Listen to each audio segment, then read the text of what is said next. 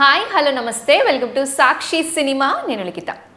Behind every great film there is a great technicians అంటూ ఉంటారు. 24 crafts ఉంటాయి. అందులో ముఖ్యంగా ఎడిటింగ్ అనేది చాలా ఇంపార్టెంట్. దర్శకుడు అనుకుంటున్నది ప్రేక్షకుల ముందుకు తీసుకురావడానికి ఎడిటింగ్ అనేది ముఖ్యంగా చాలా ప్రధాన పాత్ర పోషిస్తుంది. మరి అలాంటి లెజెండరీ జర్నీతో సినిమా ఇండస్ట్రీలో తనదంటూ ఒక మార్క్ వేసుకున్న అద్భుతమైన సీనియర్ ఎడిటర్ ఉన్నారు. ఆయన ఎవరో కాదు, మార్తాండ్ కే వెంకటేష్ గారు ఉన్నారు. ఆయనను కలుసుకోవడానికి రామానాయుడు స్టూడియోస్కి వచ్చేసాము. చాలా బిజీగా ఉన్నారు. మరి ఆయన ఇచ్చిన టైంలో మనం ఆయన గురించి, ఆయన జర్నీ గురించి తెలుసుకుందాం. హాయ్ మార్తాండ వెంకటేష్ గారు, ఎలా ఉన్నారు? సో ఏంటి సార్, ఇప్పుడు ఏం చేస్తున్నారు? మాకు కొంచెం మీరు బిజీగా ఉన్నట్టుగా అనిపిస్తున్నారు. సో ఏం ప్రాజెక్ట్స్ మీద వర్క్ చేస్తున్నారు? జరుగుతున్నాయండి, ఫిల్మ్స్ జరుగుతున్నాయి. సార్ మీ జర్నీ చూసుకుంటే ఎప్పటి నుంచో స్టార్ట్ అయింది. ఎంతో సీనియర్ ఎడిటర్ మీరు. ఫస్ట్ మీ నాన్నగారి నుంచి తీసుకుంటే, మీ నాన్నగారు కూడా ఒక సీనియర్ ఎడిటర్. సో ఆయన సురేష్ ప్రొడక్షన్స్లో వర్క్ చేశారు. ఆ సురేష్ ప్రొడక్షన్స్కి మీకున్న అసోసియేషన్ ఎలా ఉండేది? ఇప్పటి వరకు మీకు ఎంతో సినిమాల జర్నీ ఉంది. ఇప్పటి వరకు మీ టేబుల్ మీదకి వచ్చిన మూవీ ఇది సూపర్ హిట్ అవుతుంది అని ముందే అనుకొని ప్రిడిక్ట్ చేసినవి చెప్తూ ఉంటారా మీరు డైరెక్టర్స్? చెప్తాను, 90% మాది కరెక్ట్గా ఉంటుంది. ఓకే. అలా ఎప్పుడైనా మీరు చెప్పింది ఎప్పుడైనా ఫ్లాప్ అయిన సందర్భాలు కూడా ఉన్నాయి. ఓకే. అప్పుడు మీరేమైనా ఫీల్ అవుతూ ఉంటారా? మేము సినిమాలు రిలీజ్ అయిన తర్వాత బాగుంటే వదిలేస్తాం, బాగలేకపోతే అనలైజ్ చేసుకుంటాం. ఓకే. ఇప్పుడు రివ్యూలు రాసినా సరే, రివ్యూలు ఎందుకు వాళ్ళు ఇలా వాళ్ళకి అక్కడ నచ్చలేదని రాసి అనలైజ్ చేసుకుంటాం. మేము డైరెక్ట్ గారు కూర్చుంటాం, ఆ టీం కూర్చుంటాం. ఎక్కడ మనకు నచ్చి ఎందుకు సినిమా ఫ్లాప్ అయింది అనేది మేము ఆలోచిస్తాం. లైక్ శక్తి, ఆంధ్రవాల ఇలాంటివన్నీ కొంచెం బాగా ఎక్స్పెక్టేషన్స్ తీసుకొని. శక్తి మేము అంటే మాకు అండర్ ప్రొడక్షన్ లో చెప్పిన కథ వేరు, ఫైనల్ లో వచ్చిన కథ వేరండి. అది మార్చారు శక్తికి. ఓకే. మేబీ అది కారణం అయ్యుండొచ్చు నేను అనుకోవడం. యాక్చువల్ గా అది వేరేగా డ్రైవ్ అయింది సినిమా అండర్ ప్రొడక్షన్ లో. వచ్చిన ఒరిజినల్ కథ వేరు. తర్వాత ఇప్పుడు కొన్ని సినిమాలకి బాగున్నాయి అని మేము ఎక్స్పెక్ట్ చేస్తాం, చాలా పెద్ద సినిమా వద్దని. అవి కొన్ని ఆడవు. రైట్. అది ఎందుకు ఆడలేదని మేము అనలైజ్ చేసుకుంటాం. మీకు ఇష్టమైన సినిమా ఏదైనా బాగా ఆడిందా ఇప్పటి వరకు? అలాంటి సినిమా ఏదైనా ఉందా? ఆడిన సినిమాలు చాలా ఉన్నాయండి. చాలా. ఒకటి సూపర్ హిట్ సినిమా, ఇవాళ సూపర్ హిట్ అవుతాయి అనుకున్న సినిమాలు చాలా మంది సూపర్ హిట్లు అయ్యి ఉన్నాయి. ప్రొడ్యూసర్ ముందే చెప్తాం మేము, ఈ సినిమా బాగుంది సార్, అమ్మొద్దు మీరు, లాస్ట్ లో అమ్మండి, అంత అయిపోయిన తర్వాత అమ్మండి సార్, మీరు డిమాండ్ చేయండి డబ్బులు అని అడుగుతాం.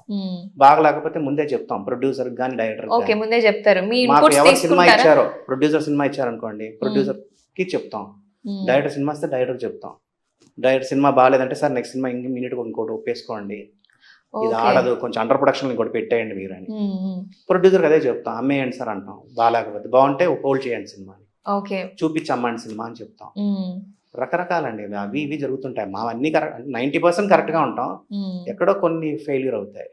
మీకు ఇప్పుడు ఇంత సీనియారిటీ వచ్చింది కదా, ఎక్కడైనా మీరు వెనక్కి తిరిగి చూసుకుంటే మీకు బాధపడిన సిచ్యువేషన్స్ కానీ, లేదా బాగా జాయ్ఫుల్ గా ఫీల్ అయిన సిచ్యువేషన్స్ కానీ ఏమైనా ఉన్నాయా సినిమాకి సంబంధించి? అంటే బాధపడిందని లేదు, డిపార్ట్మెంట్ గుర్తింపు లేదనేదే మా ఎడిటర్స్ కి. రైట్. ఇప్పుడు మనం మామూలుగా అవార్డ్స్ లో కూడా చూస్తుంటాం, డైరెక్టర్స్ ఉంటారు, ప్రొడ్యూసర్స్ ఉంటారు, యాక్టర్స్, వీళ్ళందరికీ ప్రాధాన్యత ఇస్తూ ఉంటారు. సో ఈ కోణం అనేది చూడరు అంటారా మీరు? చూడరని కాదు, ఇప్పుడు ఇంపార్టెన్స్ ఆర్ అప్రిసియేషన్. 14 డిపార్ట్మెంట్లు అండి, మెయిన్ డిపార్ట్మెంట్లు ఒక ఫిలింకి. మెయిన్ డిపార్ట్మెంట్స్ గా తీసుకుంటే ఆ మెయిన్ డిపార్ట్మెంట్ ఆర్టిస్టులకి ఇస్తారు, డైరెక్టర్ కి ఎలాగా ఉంటది, మ్యూజిక్ డైరెక్టర్కి ఉంటది, తప్పితే మిగతా ఎవరికి ఉండదు. మ్యూజిక్ డైరెక్టర్కి ఒక ఫంక్షన్ జరుగుతుంది, ఆడియో ఫంక్షన్ అంటూ, కాబట్టి అతను ఉంటది. ప్లస్ కెమెరామెన్ ని ఏదో మాట్లాడతారు కానీ మిగతా వాళ్ళని ఎవరిని, వాళ్ళు టెక్నీషియన్స్ మాట్లాడరు. మేము ఫంక్షన్లకు వెళ్ళినా సరే ఎవరో 2 నిమిషాలు చేసిన ఆర్టిస్టులని వాళ్ళని వీళ్ళని కూర్చోబెడతారు కానీ మమ్మల్ని ఫస్ట్ రోలో కూర్చోబెట్టరు. అందుకు మేము వెళ్ళాం ఫంక్షన్స్. ఓకే. అది ఎందువల్ల సార్? మార్పు ఎందుకు రావాలి, ఇంకా రావాలంటారా? రావాలంటే గుర్తింపు అది ఎవరికి ఉండాలి. మేము ఇక్కడ సినిమా ఎడిటింగ్ రూమ్ లో ఏం హెల్ప్ చేసాం, సినిమాకి ఎలా కాంట్రిబ్యూట్ చేసాం అనేది ప్రొడ్యూసర్కి ఉండాలి, లేకపోతే తెలిసిన డైరెక్టర్కి ఉండాలి, వాళ్ళకి తెలియాలి. మేము అక్కడ ఫంక్షన్కి వెళ్ళాం అనుకోండి, మమ్మల్ని చూసినప్పుడు అలా మనుషుల్లో చూసినప్పుడు మా పేరు చెప్తారు. అలా కాకుండా మమ్మల్ని మేము లేనప్పుడు మా ఫంక్షన్ లో మా పేరు చెప్పారనుకోండి, వాళ్ళు మమ్మల్ని గుర్తించినట్టు. మేము వెళ్తాం, ఫంక్షన్స్కి వెళ్తాం, అక్కడ బౌన్సర్లు పెడతారు, మేము వెళ్ళి చెప్పుకోవాలి పలానా ఎడిటర్ అండి. ఎందుకు అంత కర్మ, అందుకు మేము వెళ్ళాం, ఫంక్షన్స్కి వెళ్ళాం, 90% వెళ్ళాం. వాళ్ళు పిలిచే విధానంలో తెలిసిపోద్దండి వాళ్ళు ప్రాపర్గా మమ్మల్ని ఇష్టపడి పిలుస్తున్నారా లేదా అని. ఏదో నామకే వస్తే పిలిస్తే మేము వెళ్ళాం. ఇప్పటి వరకు మీరు వర్క్ చేసిన అంతలో మీకు బెస్ట్ మూవీ ఏది ఆర్ డైరెక్టర్ ఏది అంటే ఏం చెప్తారు? బెస్ట్ మూవీ అని కాదండి, ఇప్పుడు మేము చేసిన సినిమాల్లో కొన్ని ఇప్పుడు ఎగ్జాంపుల్స్ ఇస్తాను మీకు. నేను ఇడియట్ ఉంది, రైట్. పాత సినిమా మన పూరి జగన్నాథ్ గారు. ఇడియట్లో ఒక కుర్రోడు ఒక అమ్మాయిని ప్రేమిస్తున్నాడు అంటే చెప్పడానికి భయపడతాడు. అవును. బట్ మళ్ళీ కమిషనర్ కూతురు. దాంట్లో ఏంటి డైరెక్ట్గా వెళ్ళి చెప్తాడు, కమిషనర్ కూతుర్లకు మొగుళ్ళు రారా రారా అంటాడు. అంటాడు. అవును. అది ఎవరు చెప్పలేరు లైఫ్ లో. అది ఒక ఫ్యాంటసీ ఫిలిం. అది క్యారెక్టరైజేషన్ నచ్చింది మాకు.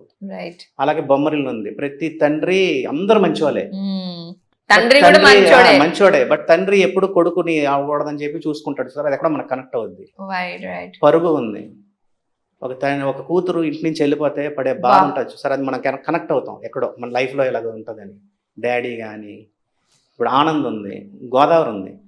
మేము ఎడిట్ చేస్తున్నప్పుడు ఫీల్ అయ్యాం, ఎవరైనా మనల్ని పెళ్లికి పిలిస్తే మనల్ని తీసుకెళ్తే బాగుంటుందని.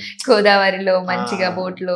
నేను కాలేజ్కి అయితే వెళ్ళలేదు, కాలేజ్ ఎంత బాగుంటుందా అని ఫ్యాంటసీ హ్యాపీ డేస్ లో శేఖర్ కమల గారి. అలాగండి అవన్నీ. ఇప్పుడు ఫిదా ఉంది, ఫిదాలో కూడా తండ్రి కూతురు రిలేషన్షిప్. ఇప్పుడు నాకు ఒక పాప ఉంది కాబట్టి నేను కనెక్ట్ అయ్యా. అలా అవి కనెక్ట్ అవుతామండి, ఎక్కడో సినిమాల్లో ఫీల్ అవుతాం. గీతకోయిందా ఉంది, ప్రతి సినిమాలో హీరోయిన్ ఏడిపిస్తాడు కానీ హీరోయిన్ ఏడిపించిన సినిమా ఎక్కడ చాలా రేర్. మేడం మేడం అనడం అనేది నాకు చాలా నచ్చింది. దేవన్ నేను చూసిన అన్నాను సూపర్ హిట్ అవుతుంది సార్ ఇది అన్నా. అలా అవి కనెక్ట్ అవుతామండి సినిమాలు. పర్సనల్గా మనకి ఎక్కడో కనెక్ట్ అయ్యి మన ఫ్యాంటసీ లాగా అనిపించింది అనుకోండి, అది పెద్ద సినిమా అవుద్దని మా స్ట్రాంగ్ ఫీలింగ్. పూరి జగన్నాథ్ గారి గురించి మాట్లాడారు కాబట్టి ఆయన గురించి మీకు మీతో ఎలా ఉండేది అసోసియేషన్? ఆయన చాలా మంచి డైరెక్టర్, ఆయన బాగా నమ్ముతాడు, టెక్నీషియన్స్ బిలీవ్ చేస్తాడు ఆయన. ఓకే, ఏదో ఇష్యూ ఉంది, ఏదో ఇష్యూ జరిగిందని విన్నాం రెమ్యూనరేషన్ లో, అదంతా పుకార్లే. అంటే రెమ్యూనరేషన్ దగ్గర అంటే అనుకుంటున్నాను, అది మనకు తెలియాలి. ఇప్పుడు వస్తున్నారు కదా, 12 సినిమాలు చేశాను వరుసగా ఆయనవి. అవును. తర్వాత ఆయన ఇయలేదు, దానికి మరి ఆయన అడగాలి అది ఎందుకు ఇయలేదు అనేది. రెమ్యూనరేషన్ ఒక కారణం అయి ఉండొచ్చు. నేను అడిగాను, ఎక్కువ ఇవ్వండి సార్ అని అడిగాను. మేబీ అది ఫీల్ అయ్యి ఉండొచ్చు ఆయన, అదొక కారణం అయి ఉండొచ్చు, అదే ఏమీ కాదు. పూరి జగన్నాథ్ గారు స్టోరీ రాసుకుంటే అవి కొంచెం తేడా అయిపోతున్నాయి, లేదా ఎక్కడి నుంచో స్టోరీ తీసుకొని వస్తే అవి సూపర్ హిట్ సినిమాలు అవుతున్నాయి. తప్పండి, రివర్స్ లో ఉంది. ఆయన రాసుకున్న సినిమాలని హిట్ అయ్యాయి. Okay, amazing. అంటే ఇడియట్, అమ్మా నాన్న తమిళమ్మ ఇవన్నీ కంటిన్యూస్ హిట్స్ అండి ఆయన. కోకరి, దేశముద్రు వరకు అంటే అది విన్నాం మేము, అందుకే మిమ్మల్ని అడుగుతున్నాం ఎంతవరకు నిజమో అని. ఆయన రాసుకుంటాడు కదా, ఆయన అంత స్పీడ్ గా తీసిన డైరెక్టర్ ఎవరు లేరు తెలుగులో నాకు తెలిసి. స్పీడ్ గా తీస్తారు, టెక్నీషియన్స్ బిలీవ్ చేస్తాడు. ఏ రోజు ఏటీఎంకి వచ్చి ఆయన కూర్చొని ఇది నాకు కావాలి ఇది కావాలని చెప్పింది లేదు. ఇప్పుడు విజయ్ సేతుపతి గారితో వస్తున్నారు, తమిళ స్టార్. సో చూడాలి ఎంత అద్భుతంగా ఉంటుందో.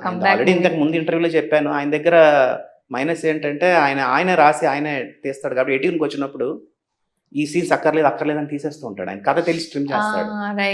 అది మైనస్ అని నా పర్సనల్ ఒపీనియన్ టెక్నీషియన్ గా. అలా మిగతా వాళ్ళందరూ ఏంటంటే సీన్ ఎందుకు ఉంచాలన్నా అంటారు, ఆయన రివర్స్ లో ఉంటాడు, ఆయన ట్రిమ్మింగ్ లో ఎక్కువ స్పీడ్ గా ఉంటాడు. అది కంట్రోల్ చేసుకోవాలనేది నా పర్సనల్ ఒపీనియన్. సరే, అలాగే రాబోయే సినిమాల్లో ఇప్పుడు కూడా ఏఐ ఇన్ఫ్లుయెన్స్ ఎంత వరకు ఉందంటారు? అది మంచిగా చెడుగా, ఎలా ఎడిటింగ్ పరంగా మీరేమంటారు? ఎడిటింగ్ పరంగా ఏఐ వల్ల ఎడిటింగ్ అనేది పోదండి. ఎడిటింగ్ డిపార్ట్మెంట్ తప్ప వెళ్ళిపోతుంది, ఏఐ వల్ల తగ్గిపోద్ది అంటే అది రాంగ్. యాక్చువల్గా ఏఐ ఎడిటర్స్కి ఇంకా హెల్ప్ చేస్తుంది నాకు తెలిసి.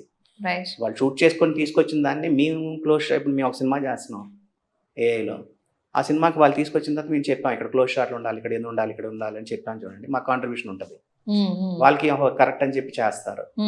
ఏఐలో పెరుగుతుందండి, మాకు డిపార్ట్మెంట్ సైడ్ వర్క్ కొంచెం పెరగచ్చు. ముందు ఇప్పుడు పెద్ద సినిమాలు చేస్తున్నారు, ఒక 100 కోట్లు పెట్టి సినిమా తీస్తున్నారు అనుకోండి, ఒక 1 కోటి రూపాయలు పెట్టి ముందే నాకు ఏఐలో ఫిల్మ్ నాకు చూపించు, తర్వాత ఆర్టిస్టులతో తీస్తాను అన్నాడు అంటే ప్రొడ్యూసర్, అలా రావచ్చు. ఓకే, ముందు వాళ్ళు చూసుకోవడానికి స్టోరీ బోర్డ్ లాగా, స్టోరీ బోర్డు బదులు ఇప్పుడు ఏఐ రావచ్చు, అలా హెల్ప్ అవ్వచ్చు. డబల్ వర్క్ అవుతుంది కదా అయినా సరే, బట్ ముందే ఫిల్మ్ చూసుకోవచ్చు వాళ్ళు ఏఐలో. ఎలా అంటే అన్ని కోట్ల నష్టాల బదులు ముందే వాళ్ళు ఫిల్మ్ ని ఏఐలో చేసి చూసుకోవచ్చు, అదొక ఆప్షన్ ఉంది వాళ్ళకి. అడిషనల్ గా ఎంప్లాయ్మెంట్ ఉంటుంది. సో అది మంచికే అంటారు? మంచికే అండి. ఎడిటర్స్ వర్క్ కూడా ఎక్కువ ఉంటుందా, తక్కువ అయిపోతుందా? ఎక్కువ ఉంటుంది అండి.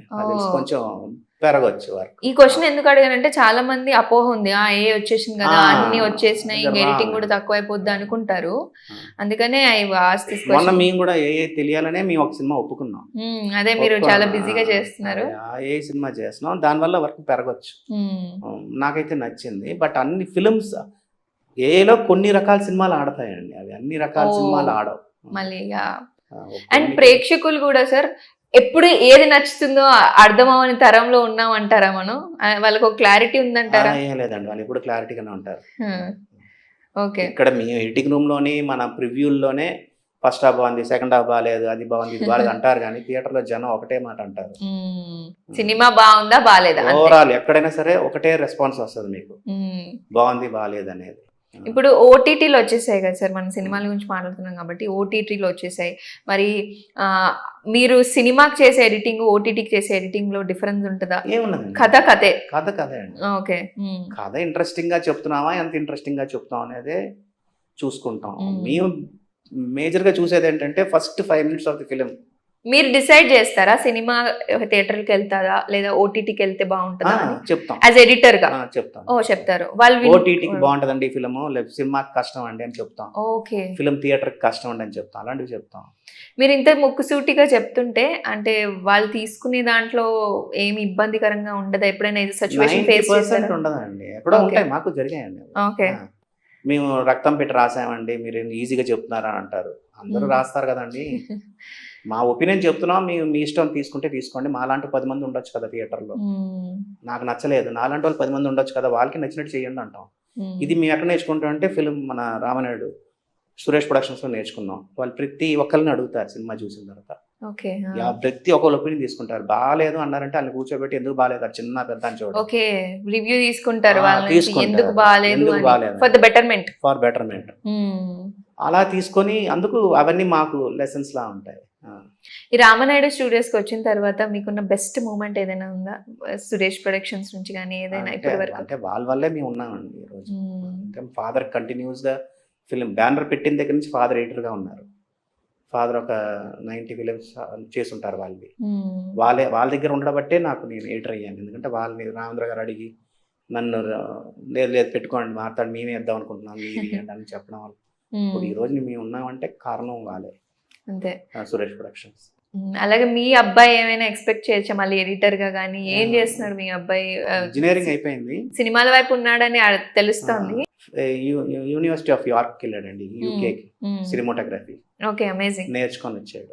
ఆయనకు కూడా సినిమాలు అంటే అది బ్లడ్ లోనే ఉందనుకుంటా. సినిమాలు ఏమంటారు? సడన్ గా లాక్డౌన్ టైంలో డిసిషన్ తీసుకున్నాం, ఆడు వెళ్తానన్నాడు, ఓకే అని అన్నాం. లాక్డౌన్ టైంలో ఎలా ఉండేది సార్ మీకు? అంటే సినిమాలు అప్పుడు తక్కువైపోయాయి, మరి ఫైనాన్షియల్లీ కానీ లేకపోతే ఏం చేసేవాళ్ళు అప్పుడు? ఎలా మేనేజ్ చేసుకున్నారు మీరు? అంటే సినిమా ఫీల్డ్లో మా ఫ్యామిలీలో నాకు మంచి ఎక్స్పీరియన్సెస్ ఉన్నాయండి. మా బిఏ సుబ్బారావు గారు, ఆయన 18 సినిమాలు ప్రొడ్యూస్ చేసి డైరెక్ట్ చేసినా సరే ఆయన లాస్ట్ డేస్ చాలా బ్యాడ్ డేస్ అయింది. ఎన్టీ రామారావు గారు ఫస్ట్ సినిమా ఆయన ఇచ్చారు కాబట్టి, ఎన్టీ రామారావు సీఎం అయిన తర్వాత ఆయన పిలిచి మళ్ళీ చైర్మన్ పోస్ట్ ఇచ్చి FDC చైర్మన్గా చేసి ఒక వెహికల్ ఇచ్చి ఒక కోటస్ ఇచ్చి చనిపోయేటప్పుడు కొంచెం డీసెంట్గా చనిపోయాడు ఆయన. అంటే పద్ధతిగా ఏదో జరగవలసింది జరిగినట్టు జరిగింది. ఆయన అంతా పోగొట్టుకున్నాడు.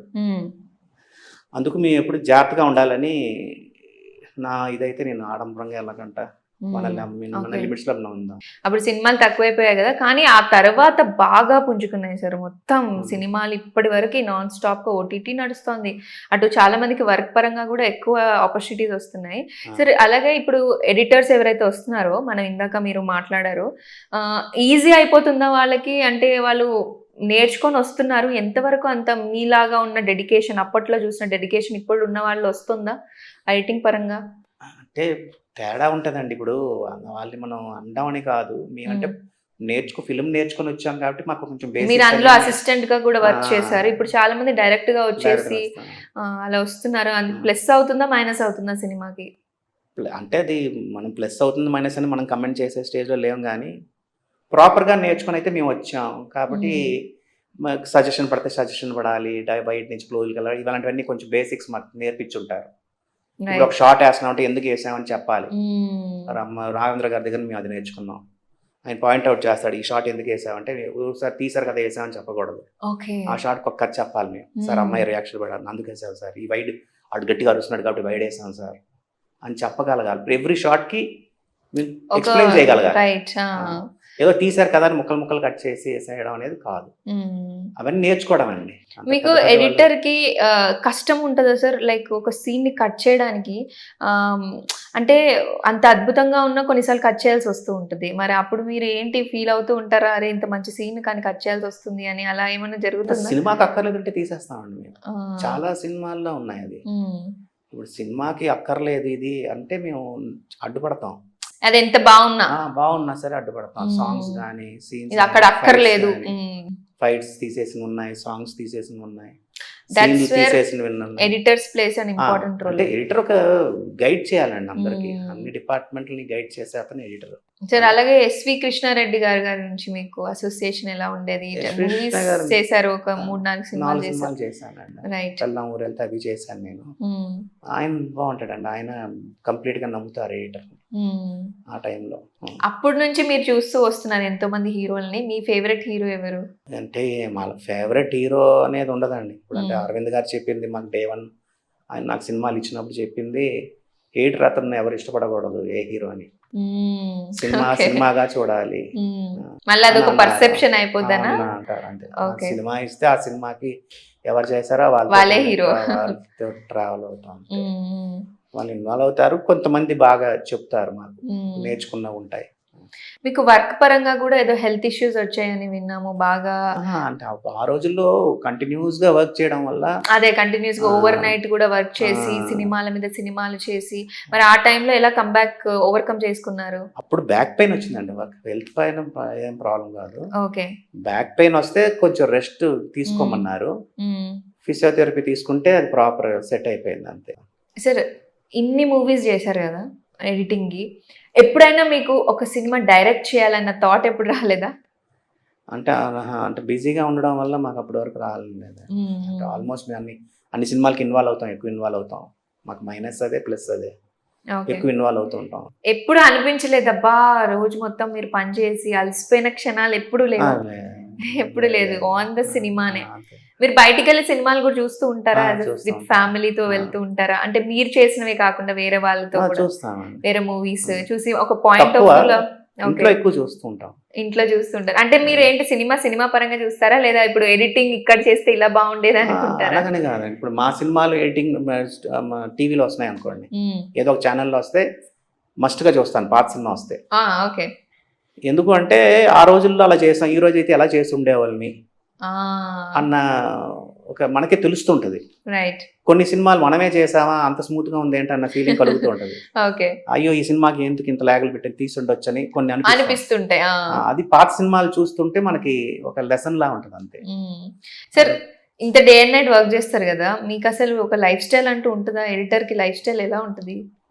తక్కువ అండి, బిజీగా ఉంటే మాకు ఉండేది కాదు. అంటే అందరికి హాలిడేస్ ఉన్నప్పుడు మాకు వర్క్ ఆ టైంలో రిలీజ్లు ఉంటాయి, పిల్లలకి హాలిడేస్ ఉన్నప్పుడు కరెక్ట్గా మాకు రిలీజ్లు ఉంటాయి, పండగకి కానీ నా దీపావళికి కానీ. కాబట్టి ఆ టైంలో మేము పిల్లలు అడిగినా మేము అక్కడికి వెళ్ళేవాళ్ళం కాదు, డే అండ్ నైట్ వర్క్ ఉండేది మాకు.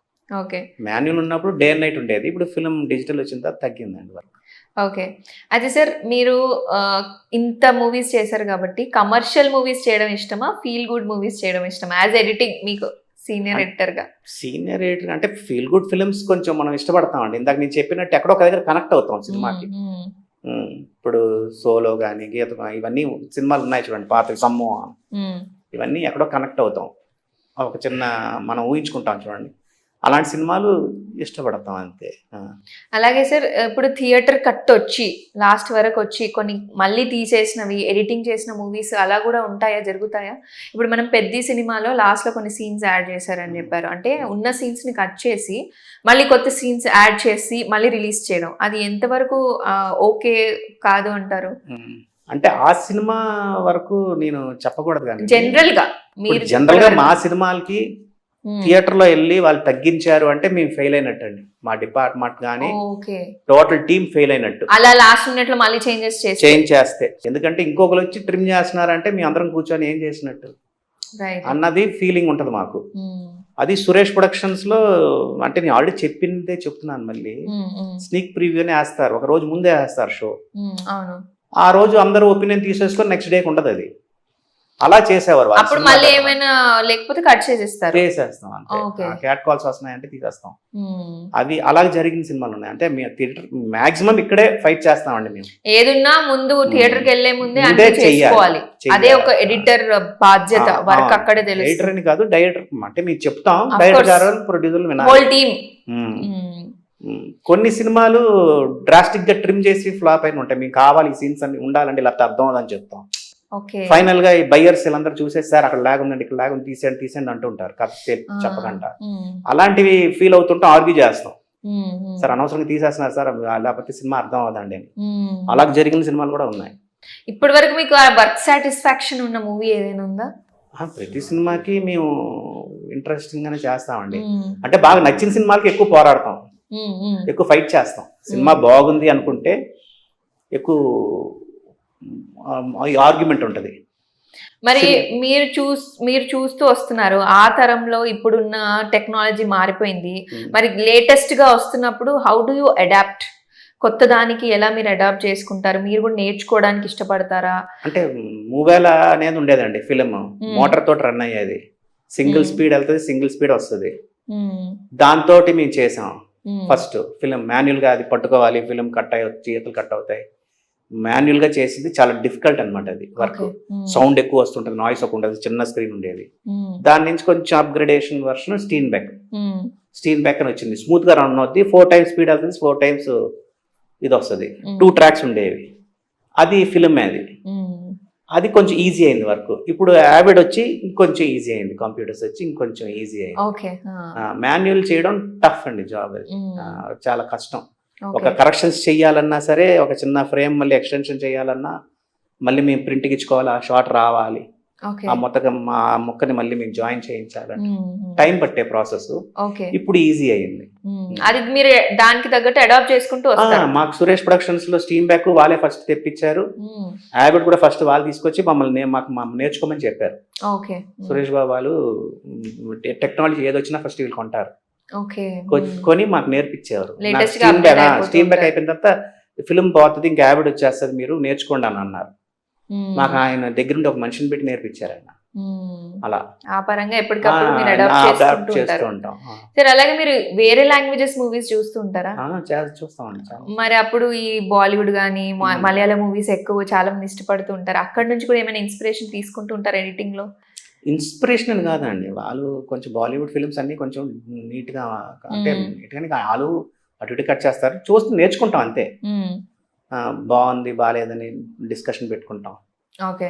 ఇప్పుడు రీమేక్ సినిమాలు చాలా చేసాం మేము. ఇప్పుడు శంకర్ దాదా ఎంబీబీఎస్ కానీ, లగర్ హమున్నాబాయ్ ఇవన్నీ చేసాం కదా. అవును, వేరే వేరే లాంగ్వేజ్ లో కూడా రిలీజ్ అవుతాయి. అవి చేయడం కొంచెం టఫ్ గా ఫీల్ అవుతాం. ఆల్రెడీ వచ్చిన మూవీ హిట్ అయ్యింది, ఆ హిట్ అయిన ఫ్లేవర్ మనం పోగొట్టకూడదు. కాబట్టి వాళ్ళు చేసింది మనం మ్యాచ్ చేస్తామా లేదా అని 1-2 సార్లు క్రాస్ చెక్ చేసుకుంటాం. రీమేక్ సినిమాలకి మాకు కొంచెం ఇంకెక్కువ టఫ్ ఉంటదా. దృశ్యం ఇవన్నీ, దృశ్యం మలయాళం ఆడింది, మలయాళంకి తెలుగుకి కొంచెం కట్ మారుతుంది.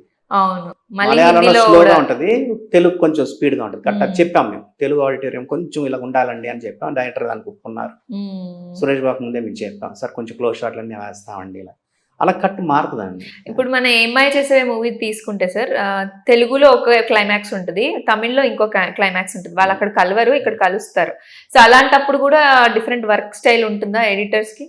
ఉంటదండి, వర్క్ స్టైల్ ఏముండదండి. 2 క్లైమాక్స్ పెట్టుకుంటాం, పెట్టుకొని మారుస్తాం, ఇదా అదా, అది పెట్టాలా ఇది పెట్టాలా అని. ఇప్పుడు లీడర్ కూడా 2 క్లైమాక్స్లు తీశారు.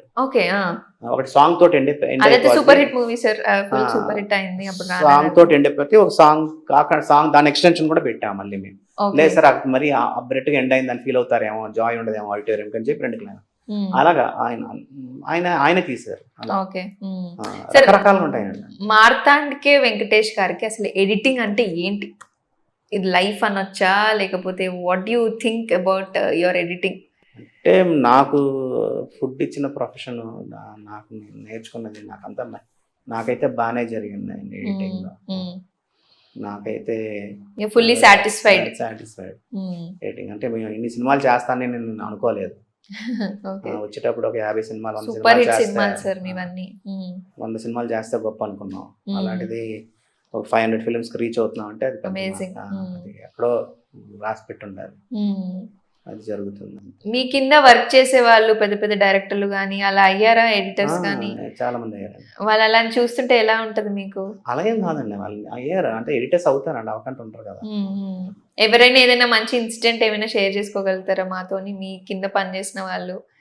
కింద పని చేసిన వాళ్ళు అంటే అలాగని కాదండి. ఇప్పుడు ఫస్ట్ ఇండస్ట్రీలో బ్యాడ్ ఏంటంటే ఒక సక్సెస్ వచ్చిన వెంటనే ఇంకా మనకి తిరుగులేదు అనుకుంటారు, అవును. మ్మ్. లగ్జరీ లైఫ్కి వెళ్ళిపోతారు. అది అది అవును. మాకు చెప్తే మేము తిడుతూ ఉంటాను నేను. ఓకే. మ్మ్. జాతర బాబు ఇల్లు లేదు కొనుక్కోని తర్వాత ఎవరు మనల్ని పలకరించరు కూడా ఇక్కడ అని చెప్తూ ఉంటాం, రియాలిటీకి చెప్తూ ఉంటాం. పాజిటివ్గా తీసుకుంటే తీసుకుంటారు, లేకపోతే లేదు. మ్మ్. ఆ, అలాగే సార్, మీరు ఇప్పుడు ఎడిట్ చేసిన డైరెక్షన్కి ఒక విజన్ ఉంటుంది, మీకు ఒక విజన్ ఉంటుంది. మరి అదంతా కూర్చొని మీరు మాట్లాడుకుంటారా, డిస్కషన్ అవుతూ ఉంటుందా మీకు? ఆ, ఉంటానండి. మీకు డిస్కషన్ చేసినప్పుడు ఏమైనా తేడా వచ్చినా చెప్పినా చెప్తా వాళ్ళు వింటారండి. వినకపోతే మరి అప్పుడు? అంటే లేదండి, చెప్పి చూస్తామండి వాళ్ళకి. మ్మ్. వాళ్ళు వినలేదంటే ఇంకా వాళ్ళు కావాలని చెప్పి వదిలేస్తాం. మేము చెప్పడం అయితే చెప్తాం. మ్మ్. సినిమా అది కూడా ఎలాగంటే సినిమా బాగుంది, ఈ సినిమా ఆడుతుంది అన్నప్పుడు అది స్పాయిల్ అవుతుందంటే అడ్డుపడతామండి మేము గట్టిగా. మ్మ్. గొడవలకు కూడా వెళ్తాం. గొడవ అంటే అదే మ్మ్. డిస్కషన్, దానికోసం స్ట్రాంగ్ గా మీరు- డిస్కషన్. yeah. సినిమా ఇంకా అది ఎలాగా ఆడదు అన్నప్పుడు బాగుందని చెప్పి వదిలేస్తాం. ఓకే. మాకే ఒక డిసిషన్ ఉంటుంది కదా, తెలుస్తుంది కదా ఆ. బాగుంది బాగాలేదని. సినిమా బాగాలేదు ఇది కష్టం అని అన్నప్పుడు ఇంకా మేము ఎక్కువ డిస్కషన్ పెట్టాం, బాగుంది సార్ అని చెప్పి వదిలేస్తాం. మ్మ్. అదే కొంచెం ఇది 100% ఆడుతుంది బట్ దీన్ని ఏదో స్పాయిల్ అవుతుంది అంటే అడ్డుపడతాం గట్టిగా. అప్పుడు వాళ్ళు దాని అది ఎంతైనా తీసుకుంటారు. End of the day output తీసుకుంటారు. మంచిగా రావాలి, ప్రేక్షకులకి నచ్చాలి. తీసుకుంటాం, అంతే కదా సార్. పాజిటివ్ గా తీసుకుంటాం. సార్, ఎడిటర్ గా మీరు ఎక్కువగా ప్రేక్షకుల్లో ఆలోచిస్తారా లేదా దర్శకుడి వైపు నుంచి ఆలోచిస్తారా? ప్రేక్షకుల వైపు నుంచి. అంతే అంతే అంతే. స్టార్ హీరోల సినిమాల్లో కథను కాపాడుకోవడం కష్టమా లేదా స్టార్ ఇమేజ్ ను కాపాడుకోవడం కష్టమా? స్టార్ ఇమేజ్ అంటే కథ మెయిన్ అండి. ఏ సినిమాకైనా ముందు కథ ఉండాలండి. ఇంకోటి చెప్పాలంటే యాక్చువల్గా కమర్షియల్ ఫిల్మ్స్ కొంచెం ఈజీ ఎడిట్ చేయడం. అవునా? ఓకే.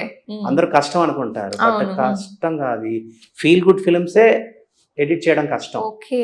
ఎక్కడ స్మూత్ గా వెళ్ళాలి, ఎక్కడ క్లోజ్ షాట్లు పడాలి, ఎక్కడ వైడ్లు పడాలి, స్మూత్ గా ఉండాలి, అర్థమయ్యేటట్టు ఉండాలి. కమర్షియల్ ఫిల్మ్స్ ఏంటంటే అదొక పేస్ ఆల్రెడీ ఉండిపోతుంది. కాదండి, అలాగని కాదు. సినిమాకి 6 పాటలు ఉంటాయి, అవును. అరగంట పోద్ది. బిగినింగ్ ఎండ్ టైటిల్స్ ఒక 10 నిమిషాలు పోద్ది, 4 నిమిషాలు పోద్ది. కామెడీ సీన్లు ఉంటాయి, అదొక 20 నిమిషాలు పోద్ది. ఫైట్ లో ఒక 10-20 నిమిషాలు ఉంటుంది పోద్ది. ఒక 40 నిమిషాలు 50 నిమిషాలే కథ అండి స్టోరీ. Commercial films. వాళ్ళే చెప్పారు సార్. ఇది So, feel films good movies films లో కి కష్టం అండి. ఆ ఎమోషన్స్ క్యారీ చేయాలి, through out the movie carry చేయాలి, అర్థం అవ్వాలి, అవి అలా ఉండాలన్నమాట.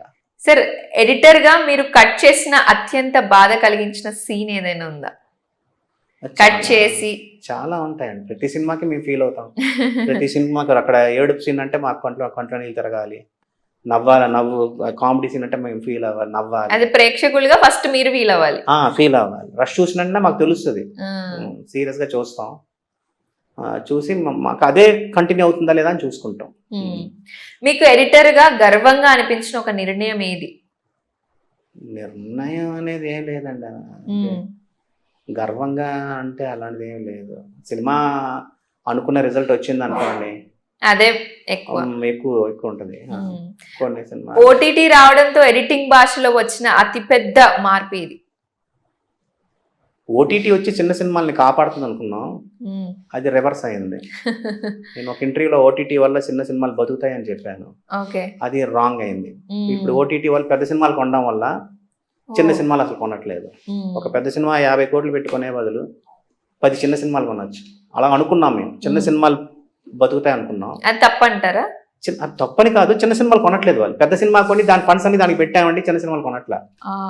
బిగినింగ్ డేస్ లో ఓటీటీకి చిన్న సినిమాలన్నీ వెళ్ళాయి, తెగ కొన్నారు. ఇప్పుడు ఏంటంటే పెద్ద సినిమాలు కొనడం వల్ల చిన్న సినిమాలు అసలు టచ్ చేయట్లా.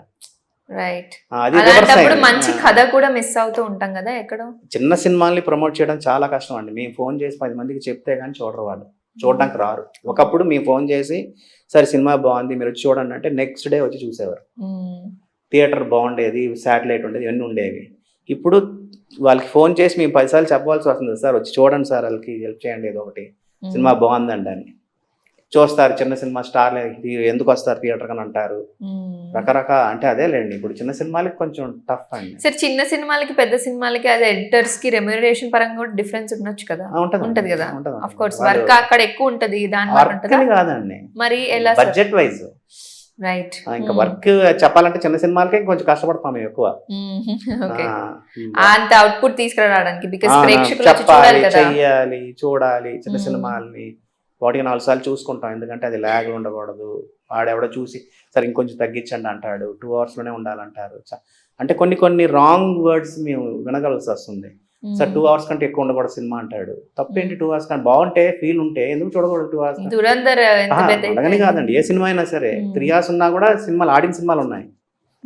రాజమౌళి గారి సినిమాలే కదా. నేను చేసిన సినిమాలు ప్రేమించుకున్నారా గానీ, రైట్, లక్ష్మీ నరసింహ గానీ 3 hours 18 minutes లక్ష్మీ నరసింహ ఆడలేదు, ఆడింది కదా. ప్రేమించుకున్నారా 3 hours ఫిలిం ఆడింది. ఎన్ని సినిమాలు ఆడాయి మేము చేసిన సినిమాలు? 3 hours ఫిలిమ్స్. ఆనంద్ ఆడింది 3 hours సినిమా, 3 hours 2 minutes. అందరికి ఇప్పటికీ ఫేవరెట్ చెప్తున్నాను. కాబట్టి సినిమా ఇప్పుడు ఏంటంటే 2 hours కంటే ఎక్కువ ఉండకూడదు అని అంటున్నారు, అది రాంగ్. సినిమా సినిమాగా ఉండాలి అంతేగాని ఈ టైం ఇంత లెంత్ లోనే ఉండాలి అని అంటే అలా అప్పుడు కొన్నిసార్లు మన ప్యూరిటీ మిస్ అయిపోతుంది. కాదండి, అది రాంగ్ వే ఆఫ్. ముందుగానే అలా అనుకోవడం. సినిమా బాగుందా లేదా, ఫీల్ ఉందా లేదా, సస్టైన్ అవుతుందా లేదా చూసుకోవాలి, ఎమోషన్ గా కనెక్ట్ అయ్యామా లేదా అని చూసుకోవాలి. రైట్. సరే, పాత సినిమాల పేసింగ్ కి ఇప్పటి సినిమాల పేసింగ్ లో మీకు ఏది ఎక్కువగా ఛాలెంజింగ్ గా అనిపించింది? పాత సినిమాల పేసింగ్ అంటే మేబీ వే ఆఫ్ ఎగ్జిక్యూటింగ్ అనొచ్చు, లేకపోతే వే ఆఫ్ తీయడం కావచ్చు. తీయడం అంటే అండి, ఇప్పుడు ఎక్కువ తీస్తున్నారు డిజిటల్ వల్ల. ఒకప్పుడు ఫిల్మ్ కొనాలి అంటే ఒక క్యాన్ 10,000, కాబట్టి రోజుకి 4 క్యాన్లు 6 క్యాన్ల కంటే తీసేవారు కాదు. అంటే ఒక క్యాన్ అంటే 4 నిమిషాలండి, 4 minutes ఒక క్యాన్ 10,000. అది కొడాక్ కానీ రీల్ అంటారా? కాబట్టి ఒక రోజుకి 6 క్యాన్లు తీసేవారు మాక్సిమం. అంతే అని ఒకటి అనుకున్నాను. అంటే 2400 feet మాకు వచ్చేది. మాకు లెక్క ఏంటంటే ఒక రోజుకి మేము తీసిన దాంట్లో 2 minutes ఎడిటెడ్ లెంత్ వచ్చింది అంటే వాళ్ళు బాగా తీస్తున్నట్టు లెక్క. ఈ రోజుల్లో ఒక రోజుకి దగ్గర 2400, అది ఒక 5-6 వేలు రష్ వస్తుంది, కానీ ఎడిట్ చేస్తే 10 seconds కూడా ఉండదో, లేకపోతే అది ఉంటుందో ఉండదో తెలియదు. అన్ని యాంగిల్లో తీస్తున్నారు. రైట్. సినిమాకి ఎంత కావాలో అంత కాకుండా ఇది పెడితే బాగుంటది అన్నట్టు తీయడం వల్ల సేఫ్టీకి ఈ షాట్ తీద్దాం, సేఫ్టీకి ఈ షాట్ ఈ షాట్ తీద్దాం అని అలా తీస్తున్నారు. రైట్. అలాగే మీ దృష్టిలో మంచి ఎడిటింగ్ అంటే వేగంగా కట్ చేయడమా, లేదా సరైన చోట కట్ చేయడమా? సరైన కట్ చేయడం అంటే అది కానీ ఎక్కడ అలాగనే కాదండి. ఇప్పుడు కొన్ని ప్రాబ్లమ్స్ ఎలా ఫేస్ చేస్తామంటే, షూటింగ్ దగ్గర చప్పట్లు కొట్టేస్తారు షార్ట్కి. ఒక హీరో యాక్ట్ చేస్తే, ఒక లెంత్గా యాక్ట్ చేశాడు అనుకోండి, చప్పట్లు కొట్టేస్తారు.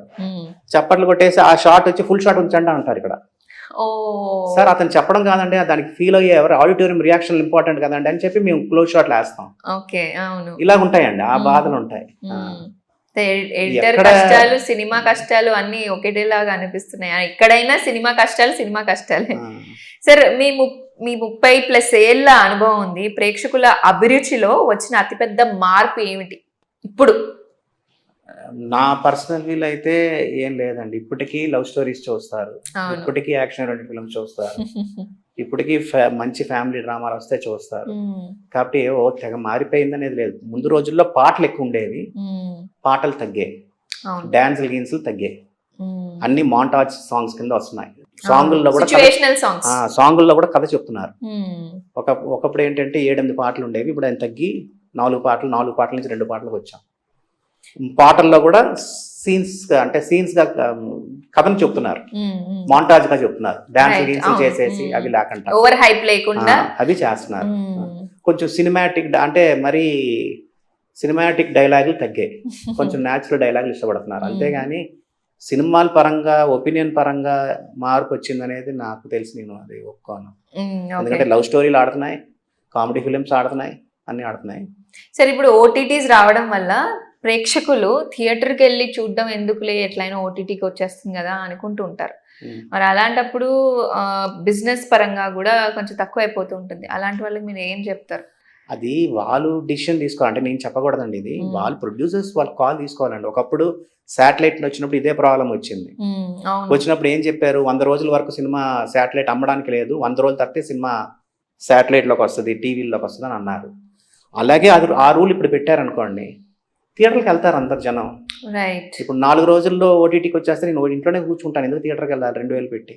అవును, అదే అది జరుగుతుంది. వాళ్ళు తీసుకోవాలి. బట్ వాళ్ళ ప్రొడ్యూసర్స్ ఏమంటున్నారంటే, ఇంత ఖర్చు పెట్టాం, మాకు రిటర్న్స్ రావాలి కాబట్టి మేము ఫస్ట్ 1 వీక్ తర్వాత మాకు థియేటర్లో తర్వాత ఎవరు చూడరని వేస్తున్నారు. అది వాళ్ళు డిసిషన్ తీసుకోవాలండి.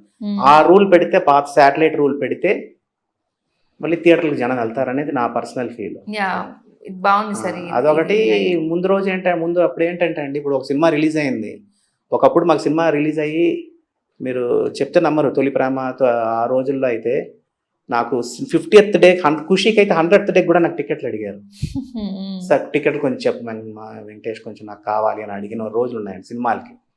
ఈ రోజుల్లో అలా సినిమా టికెట్లు అడిగిన వాళ్ళే లేరు, ఎందుకంటే ప్రతి దగ్గర రిలీజ్ అయిపోతుంది, అన్ని థియేటర్లో రిలీజ్ అవుతుంది. కాబట్టి రన్ ఎక్కడ ఉంటుంది మీకు. రైట్. బాగుంది బాగాలేదనేది first day second day first డేనే వచ్చేస్తుంది. ఈ రివ్యూస్ పరంగా కూడా సార్ కొంచెం పర్స్పెక్టివ్ అందరు మైండ్ లో పెట్టేస్తున్నారు రివ్యూవర్స్ కూడా ఫస్టే. అందులో కూడా మార్పు వస్తే బాగుంటది అంటారా? రివ్యూస్ వాళ్ళు రాస్తున్నారండి, అంటే మేము రివ్యూస్ నేను చెప్తుంటే అందరూ ఎందుకు చెప్తున్నావు నువ్వు రివ్యూస్ గురించి అని అంటున్నారు. నేను రివ్యూస్ అగేన్స్ట్ కాదండి. ఇది జనరల్ గా అందరికి ఉండే థాట్. నేను అనేది ఏంటంటే, వాళ్ళు రాస్తున్నారు బాగుంది బాగాలేదని. సినిమా అంతా బాగుందండి, ఎడిటింగ్ బాగాలేదని అంటారు. సినిమా బాగుంటే ఎడిటింగ్ బాగున్నట్టే. సినిమా అంతా బాగుంది, ఒక 20 నిమిషాలు తగ్గించవచ్చు అంటారు. 20 నిమిషాలు తగ్గించాలి, ఏం తగ్గించాలి అది నువ్వు రాయి. ఎందుకంటే మేము డైరెక్టర్లు అందరం కూర్చొని ఈ సీన్కి ఈ సీన్ లింక్, ఈ సీన్కి ఈ సీన్ లింక్ అందరం ఆలోచించి పెడతాం. అది ఏం తగ్గించాలి అనేది వాళ్ళు రాస్తే అది ప్రాపర్ రివ్యూ అని లెక్క, నా లెక్క. అంతేగాని రివ్యూస్కి మేము అగేన్స్ట్ ఏం కాదండి. సార్, మార్తాండ్ కె వెంకటేష్ గారు, మీరు ఎడిట్ చేసిన 100 సినిమాల్లో ఈరోజు మళ్ళీ ఎడిట్ చేసే అవకాశం వస్తే మార్చుకోవాలనుకునే ఒక సినిమా ఏదైనా ఉందా? ఉంటే ఎందుకు? టక్కర్ దొంగ. ఓకే, ఎందుకు సార్?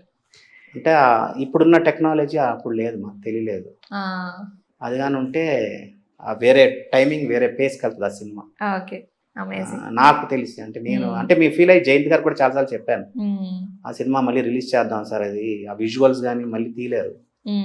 అలా ఇప్పుడు ఎంతో రీ రిలీజ్ అవుతున్నాయి కదా, మరి అలాంటి అది రీ ఎడిట్ చేస్తే చాలా పెద్ద సినిమా అవుద్దని నా ఫీలింగ్. మంచి పాటలు ఆల్రెడీ చెప్పాను జయంత్ గారికి. జయంత్ గారి చాలా సినిమాలు ట్రావెల్ చేసాం, ఆయన సినిమాలన్నీ నేనే చేశాను.